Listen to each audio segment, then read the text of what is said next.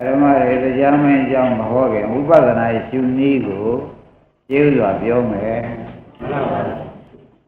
ဝိပဿနာရှုနည်းကရှင်သာရိပုတ္တရာကဟောထားတယ်ကာယမိမံသမသထပရိဇာနာထပုဏ္ဏပုံဏံကာယေတဘာဝံဝိရိတဝါနဒုက္ခသန္တံကရိတတိဒီကဲ့သို့ဟောထားတော့ဓမ္မတွေဘုရားရှိခိုးဖြစ်စေကိုယ်အိယာထဲမှာဖြစ်စေထိုင်ပြီးတခါလား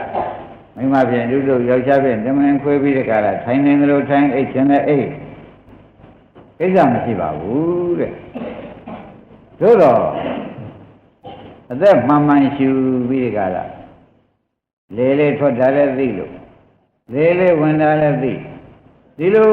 ကြီးသိပြီးတခါလားနေရာမှာပရမရှိစွာတော့ဖြင့်ထွက်တာသိဝင်တာသိပဲလုံးနေပါဒီထဲကမှဘုန်းကြီးကအောင့်လိုလိုလာလို့ရှိရင်ထွက်တာသိဝင်တာသိဖြုတ်လိုက်ပါထွက်တာသိဝင်တာသိဖြုတ်ပြပါတော့လို့သတိပေးလိုက်နော်ထွက်တာသိဝင်တာသိဖြုတ်ပြီးအောင့်တဲ့နေရာလေးကိုညာကလှည့်လိုက်ဩဒါဖောက်ပြန်လာတာပါလားဖောက်ပြန်လာတာငါကမအောင်ဘူးခုမှဒီနေရာလေးကအောင့်လာတယ်အဲ့ဒီဖောက်ပြန်တဲ့နေရာလေးကြည့်လိုက်ပြီဓမ္မဖြင့်ဖောက်ပြန်တာလေးကပြည့်စည်သွားဗတ္တတိဝန္တာတိလုံးနေတော့တဏှာကဘာဖြစ်လာတော့အောင်းတဲ့အခါကျဗတ္တတိဝန္တာတိဖြုတ်လိုက်ပါအောင်းတဲ့နေရာလေးညံလှည့်လိုက်ပါခြေစလုံးကအောင်းရင်ခြေစလုံးပေါင်းကအောင်းရင်ပေါင်းခါကအောင်းရင်အောင်း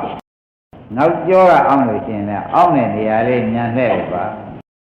အဲ့ဒါလေးကဘာပါလိမ့်မလဲဆိုတော့ပင်ကိုယ်သဘောမှဖောက်ပြန်လာတာအဲ့ဒီဖောက်ပြန်တဲ့နေရာလေးကိုဂတိကကျောဥဒ္ဒဘုရားကညံတဲ့လိုက်ပြီဆိုမှဖြင့်ညံပေါ်နေတဲ့အတွက်တတ္တဝါသာနာမှာအောင်းတဲ့စိတ်ကလေးကချုပ်သွားပြီးညံစိတ်ကလေးကပေါ်နေညံစိတ်ကလေးပေါ်နေတော့အောင်းတာလေးဟာဖောက်ပြန်ပြီးဒီကရာပျက်စီးသွားတာတွေ့ပါလိမ့်မယ်ဖောက်ပြန်ပျက်စီးသွားတာကို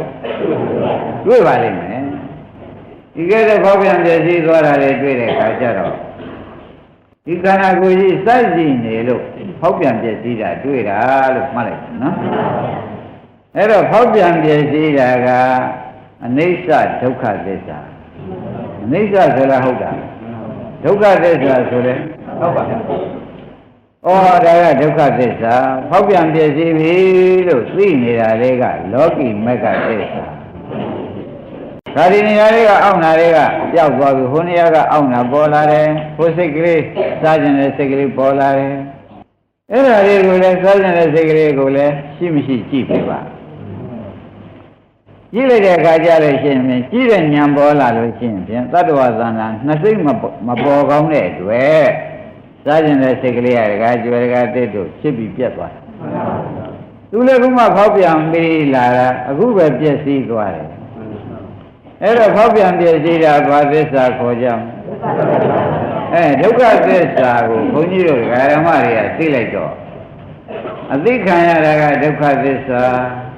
အသိဉာဏ်ကမဂ္ဂသစ္စာလို့အောင်းနေကြဒီလိုရှိတဲ့ခန္ဓာကိုယ်ရဲ့လှည့်လိုက်ပြီးဒီကလာနေတော့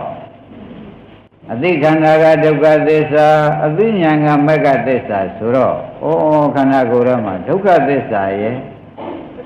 သိနေတဲ့မဂ္ဂသစ္စာရဲ့ဤသစ္စာနှစ်ခုသာရှိပြီးဒီကလာနေတော့သမုဒယသစ္စာဆိုတဲ့လောဘကချုပ်ငြိမ်းရုပ်သိမ်းပြီးဒီကလာနေတော့တယ်ဒီလောဘချုပ်ငြိမ်းနေတော့လောဘတဏှာချုပ်တော့တဏှာချုပ်တော့ဥပါဒံမချုပ်ဘူးလားဥပါဒံချုပ်တော့ကံချုပ်တယ်ကံချုပ်တော့အလာကဘဝလာရတံဖြစ်တဲ့ပြိတ္တိနေမှုအိုမှုသေမှုကောဒါဘယ်နဲ့ကြောင့်ချုပ်ပါလိမ့်မလဲလို့ဒါကြွယ်ကတတူလာဘုရားကမဲလို့ရှိရင်ဖြင့်ဟောက်ပြန်ပြည့်စည်တာမြင်နေတဲ့မက်ကချုပ်စေတာလို့မှတ်လိုက်ပါဟောက်ပြန်ပြည့်စည်တာသိတဲ့မက်ကချုပ်စေတာဆိုတာသိကြပါလားဒါပေမဲ့ဒီခန္ဓာကိုယ်ကြီးကိုဝိပဿနာရှုဆိုတာခန္ဓာကိုယ်စောင့်ကြည့်တဲ့အလုံးလို့မှတ်လိုက်ကြတယ်ဝိပဿနာလို့ဆိုတာဘာပါလဲဒါကြောင့်ကာယမိမံသမသထဣမံကာယဤခန္ဓာကိုယ်ကြီးကိုသမသထစောင့်ကြည့်ပြီးသုံးသပ်စမ်းပါကွာရှင်သာရိပုတ္တရာမှားကြတယ် ခန္ဓာကိုယ်ကြီးစောင့်ကြည့်ပြီးသုံးသပ်စမ်းပါဆင်ញင်စမ်းပါဆိုတော့ဖြစ်ပြမဲမလာဘူးပြည့်စည်သွားတာကဖြစ်ပြစောင့်ကြည့်တာကမဲ့ဆိုတာဒကာဓမ္မတို့စောင့်ကြည့်မှရတယ်လို့မှတ်စမ်းပါစောင့်မကြည့်ရင်မရဘူးရှာရင်တော့မရစောင့်ကြည့်ရင်တော့တို့ရဲ့ကြားတွေဟာအပြေးတော့မလန်ပါဘူးတဲ့အဖမ်းတော့မြန်တယ်လို့မိလိနာပညာကစောင့်ဖမ်းစမ်းပါလို့လည်းသေသေးချာချာဟောထားဒါကြောင့်ဘုန်းကြီးတို့ဓမ္မတွေကအိမ်ရောက်လို့ရှိရင်ဘုန်းကြီးပြောတဲ့အတိုင်းသာလုပ်ကြည့်စမ်းအနာကိုစောင့်ကြည့်နေဘာနဲ့စောင့်ရမလဲဆိုတော့ရှူမှုလေးမှန်မှန်ရှူဆိုင်မှုလေးမှန်မှန်ဆိုင်ရကမှအထူးတရားလေးပေါ်လာလို့ရှိရင်ဩဒါဝိပရိနာမလက္ခဏာဒုက္ခသစ္စာပါလားလို့စောင့်ကြည့်တယ်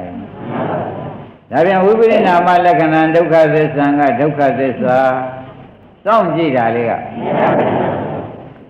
သေတာကသမုဒိယသစ္စာနောက်ခန္ဓာမလာတာကနိရောဓသစ္စာဆိုတော့ဩတို့သစ္စာလုံးလုံးနေတာပါလားဆိုတာပေါ်မလားပေါ်ပါဘူးဒါဖြင့်ဝိပဿနာလို့ဆိုတာအားလုံးတရားနာတဲ့ဓမ္မတွေစောင့်ကြည့်တဲ့အလုံးဝိပဿနာလို့ဆိုတာဘာပါလဲစောင့်ကြည့်တဲ့အလုံးလို့ဆိုတော့တပည့်တော်တို့ဖြင့်မလုံတတ်သေးပါဘူးခင်ဗျာဆိုရင်စောင့်မကြည့်လို့ကမှတ်ပြီလို့စောင့်ကြည့်တော့ခန္ဓာကိုယ်ကြီးကဘုနေရာကပြတယ်ဒီနေရာကပြတယ်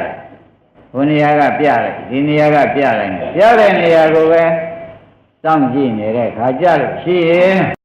ပြတာကဒုက္ခသစ္စာသိတာကမဂ္ဂသစ္စာသိတာကနောင်ခန္ဓာမလာတာကနိရောဓသစ္စာဆိုတော့တို့ဒီသစ္စာလေးပါးလုံးနေတာပါလားဆိုတာမပေါ်လာဘူးရှင်းပါဒကာကျွေတော့လုံးတော့လဲစောင့်ကြည့်ရတယ်မဟုတ်လားလိုက်ဖိုင်းရင်မေးပါမယ်ဒါကြောင့်ခွင်းတို့ဒကာဓမ္မတွေ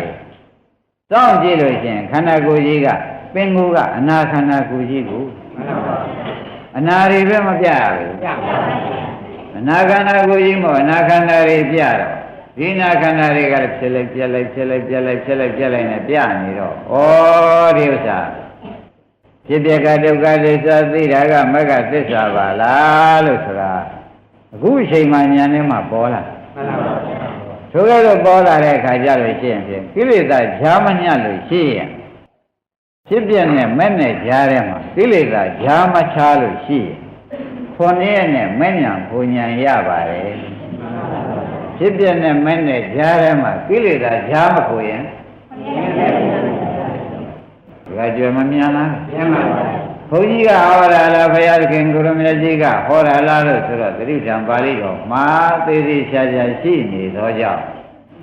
ဒကာဓမ္မတွေစောင့်ကြည့်ရဲ့လို့မလုပ်ခဲသောကြောင့်သံဃာရှိရပါတယ်ဆိုတာသဘောကျ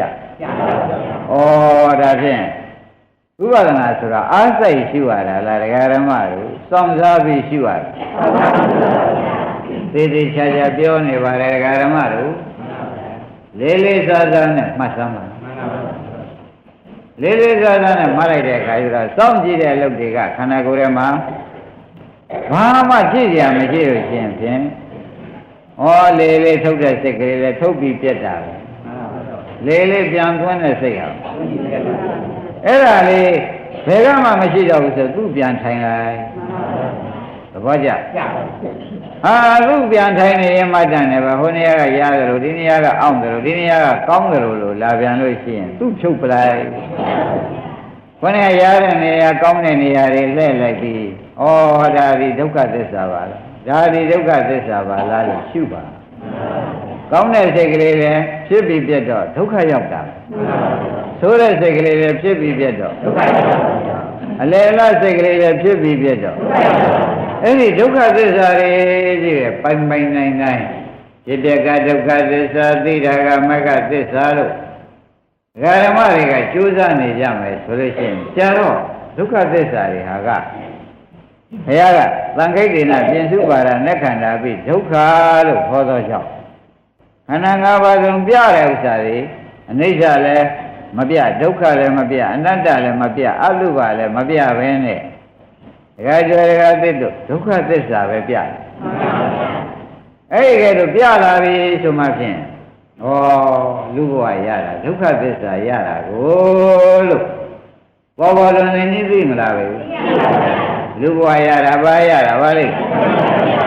ဒုက္ခသစ္စာကြီးရတယ်ဆိုတာမသိကြဘူးအဲ့ဒီကဲတော့ဒုက္ခသစ္စာကြီးရတာကိုပိုင်ပိုင်နိုင်နိုင်သိနေတော့ဒီကိုယ်လုံးမှာဟိုကရာဒီကနာဒီကအောင်ဟိုကကြိုက်ဒီကခဲဟိုကတမျိုးတစ်ဖုံပေါ်တာတွေဟူသေးတယ်ပျောက်တာပဲတွေ့ရစောင့်ကြည့်တဲ့ပုဂ္ဂိုလ်မတွေ့ရဘူးဒါဖြင့်ဥပဒနာအလုပ်ဆိုတာဘယ်လိုလုပ်ရမှာပါလိမ့်မလဲလို့မေးရင်မနဲ့ဖြေကြစောင့်ကြည့်တာပဲတဲ့အကြည့်ခံရတာကဒုက္ခသစ္စာကျင့်ဉာဏ်ကမေဃသစ္စာအကြည့်ခံရတာကကျင့်ဉာဏ်ကမေဃသစ္စာဆိုတော့အော်မဲ့ဟာဆူတောင်းအလုပ်လားစောင့်ကြည့်တဲ့ဉာဏ်အလုပ်လားစောင့်ကြည့်တဲ့ဉာဏ်အလုပ်လို့ဒကာဓမ္မတွေကအသေးကြီးသိလာပြီဆိုမှဖြင့်ဩခန္ဓာကိုယ်ကြီးဟာဒုက္ခကြာမညဒုက္ခသစ္စာဒလဇပ်ပါလားဆိုတာပေါ်လာပါလိမ့်ဒုက္ခကြာမညဒုက္ခသစ္စာဒလဇပ်ပါလားဆိုတာမပေါ်လာဘူးထိုကဲ့သို့ပေါ်လာတဲ့အခါကျတော့မှဩဒုက္ခသစ္စာကြီးပါလားဒုက္ခဆိုတာဘာမှမပေါ်လာပါလားဆိုတော့ဒုက္ခရဲ့မြင်ပြီးညီးငွေလာပါလိမ့်မယ်ဒါဖြင့်ဖြစ်ပြမြင်တာရီယထာဘုဒ္ဓညာဖြစ်ပြဒုက္ခသစ္စာကြီးမုန်းလာတာရီကြာတော့ညာကထက်ပြီးကြည့်ပါများလာတော့ဘုန်းကြီးတို့ဓမ္မတွေ၌တဲ့ဒီဒုက္ခကြီးနဲ့ဖြင့်မနေခြင်းပါဘူးဆိုတာမနေခြင်းနဲ့ညာမလာဘူးမနေခြင်းနဲ့ညာလာတဲ့ခါကျတော့ခေါင်းကဒုက္ခတွေအကုန်ပြောက်သွားတယ်မနေခြင်းနဲ့ညာလာတော့ဘာတွေပြောက်ဒါဖြင့်ဒုက္ခပြောက်၍ဒုက္ခဆုံးတာကနိရောဓသစ္စာဒုက္ခအဆုံးသိတာကမေဃသစ္စာဆိုတော့မက်စစ်ပေါ်လာတယ်ဒုက္ခပြောက်ရင်မက်စစ်ပေါ်လိမ့်မယ်ဒုက္ခတွေ့ရင်ဝိပဿနာမဲ့ပေါ်လိမ့်မယ်ဒုက္ခတွေ့ရင်ဒုက္ခတွေမရှိဘူးခင်ဗျာရှုစရာကိုမရှိဘူးခင်ဗျာဆိုရင်ဖြင့်ဘာပေါ်လာမက်စစ်ပေါ်လာတော့ဒုက္ခမရှိတာကနိရောဓသစ္စာမရှိမှန်းသိတာကအဲ့ဒီကြစောင့်ကြည့်ရင်မှတန်သုံးသွားလိုက်လို့ကြည့်ရင်ဖြင့်ဒုက္ခသအန္တံကရိတ္တိဒုက္ခသဒုက္ခဤအန္တံဆုံးကရိတ္တိမဉ္ဇဏ်ကမျက်မှောက်ပြုလိုက်နေတာလို့ရှင်သာရိပုတ္တရာကလည်းဟောဘုရားကလည်းဟောဒီဖြစ်လေသောကြောင့်ဘုန်းကြီးတို့ဓမ္မတွေယနေ့ကစပြီးစောင့်ကြည့်တဲ့အလုပ်လှုပ်ရှားမှာ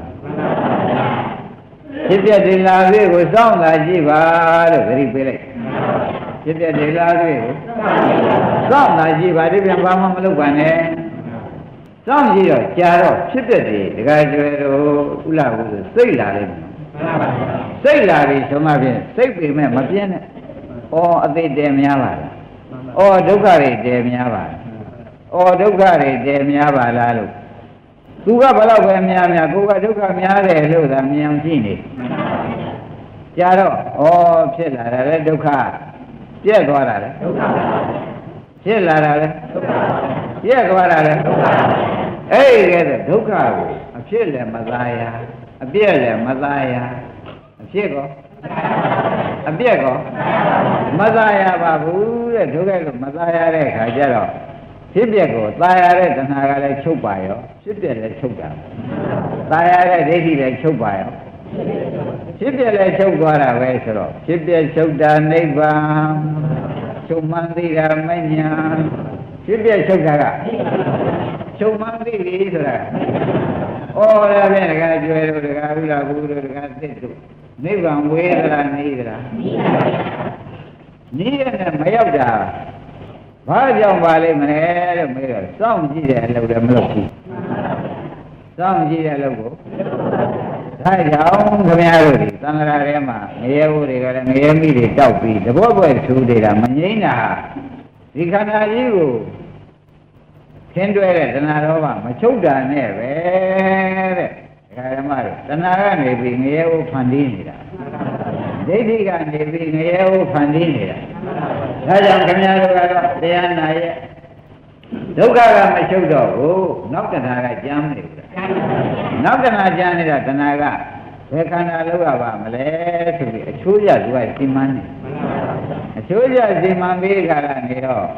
တဏှာကငရဲသွားတဲ့ခါတဏှာလည်းရှိတယ်သုပတိသွားတဲ့တဏှာလည်းရှိတယ်အဲ့ဒီကဲတော့တဏှာတွေကအမျိုးမျိုးပုံပုံသုပတိစီမံလိုက်ငရဲဟိုတွေစီမံလိုက်ဆိုတာတဏှာမချုပ်လို့ဖြစ်ရ